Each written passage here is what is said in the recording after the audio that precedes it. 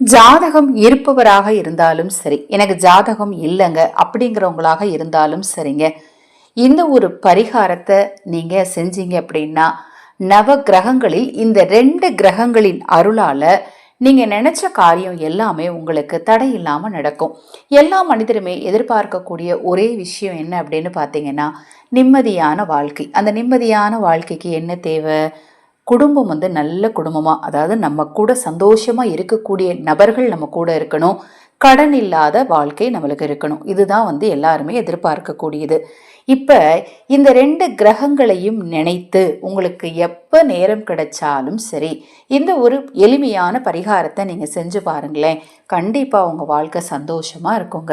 நம்ம சேனல்ல நான் போடக்கூடிய பதிவுகள்ல உங்களுக்கு சந்தேகம் இருந்தாலும், பூஜை பொருட்கள் உங்களுக்கு தேவைப்பட்டாலும், உங்கள் தனிப்பட்ட பிரச்சனைகளுக்கு பிரத்யேகமாக பரிகாரங்கள் செய்து கொள்ள விரும்பினாலும், அக்ஷய பாத்திரம் உணவளிக்கும் திட்டத்தின் மூலம் ஆதரவற்றவர்களுக்கு உணவளிக்க விரும்பினாலும் 9344692042 இந்த வாட்ஸ்அப் எண்ணுக்கு தொடர்பு கொள்ளுங்க.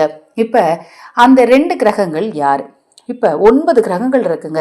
இந்த 2 கிரகங்களுடைய அருள் இருந்தா மட்டும் போதுமா அப்படின்னா, எல்லா கிரகங்களுடைய அருளுமே வேணும். எல்லா கிரகங்களுடைய அருள்லையுமே ரொம்ப ரொம்ப முக்கியம் இந்த கேது பகவானுடைய அருளும் சனி பகவானுடைய அருளும். ஏன்னா நம்ம இந்த 2 கிரகங்களுக்கு தான் பயப்படுவோம். ஏன்னா சனி பயிற்சி வந்துருச்சு அப்படின்னாலே பயப்படுவோம். அது மாதிரி ஜாதகத்துல கேது ரீதியா ஏதாவது பிரச்சனைகள் இருந்துச்சு, தோஷங்கள் இருந்துச்சு அப்படின்னாலும் பயப்படுவோம். ஏன்னா அதுதான் இல்லற வாழ்க்கையில நிறைய பிரச்சனைகளை கொடுக்கக்கூடியதாக இருக்கும். அப்ப இந்த 2 கிரகங்களையும் சாந்தப்படுத்தணும் அப்படின்னா கேது பகவானுக்குரிய தானியமான கொள்ளு ஒரு கைப்பிடி எடுத்துக்கோங்க. சனி பகவானுக்குரிய தானியமான எள்ள ஒரு கைப்பிடி எடுத்துக்கோங்க.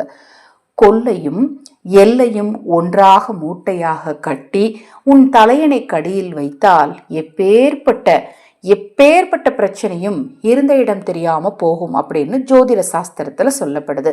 இதை நீங்க எந்த நாள்லனாலும் செய்யலாம். இந்த கொள்ளு பயிரையும் எள்ளு இதையும் பார்த்தீங்கன்னா கருப்பு துணியில அல்லது நீல நிற துணியில நல்லா டைட்டா முடிச்ச மாதிரி கட்டிக்கோங்க. தலையணை கடியில வச்சுக்கோங்க. குறைந்தபட்சம் 1 வாரம் சொல்லியிருக்கேன் இல்லையா? குறைந்தபட்சம் 1 வாரம், அதிகபட்சம் பார்த்தீங்க அப்படின்னா 21 நாட்கள் வரைக்குமே தலையணை கடியில் அதை வச்சிருக்கலாம். அதன் பிறகு அதை என்ன பண்ணணும் அப்படின்னா முளை கட்ட வைக்கணும். முளை கட்டிய பயிருன்னு கேள்விப்பட்டிருப்பீங்க இல்லையா? அதை நீங்கள் என்ன பண்ணணும்னா ஒரு பாத்திரத்தில், ஒரு கண்ணாடி பாத்திரத்தில் தண்ணீர் எடுத்து அந்த மூட்டையை தூக்கி அந்த தண்ணீருக்குள்ள போட்டு நல்லா டைட்டாக மூடி வச்சிருங்க. லேசாக அது முளைக்க ஆரம்பித்த உடனேயே அதை எடுத்து ஓடும் நீரில் கொண்டுட்டு போய் விட்டுறணும்.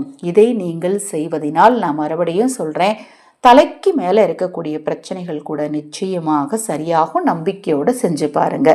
இப்போ நான் சொன்ன இந்த பதிவில் உங்களுக்கு ஏதாவது சந்தேகம் இருந்தால் வாட்ஸ்அப்பில் கேளுங்க, நிச்சயமாக தெளிவுபடுத்துகிறேன். ஹரஹர சங்கர ஜெய் ஜெய்சங்கர மகாபரிவா திருவடி பாதம் சரணம் சரணம். நல்லதே நடக்கட்டும்.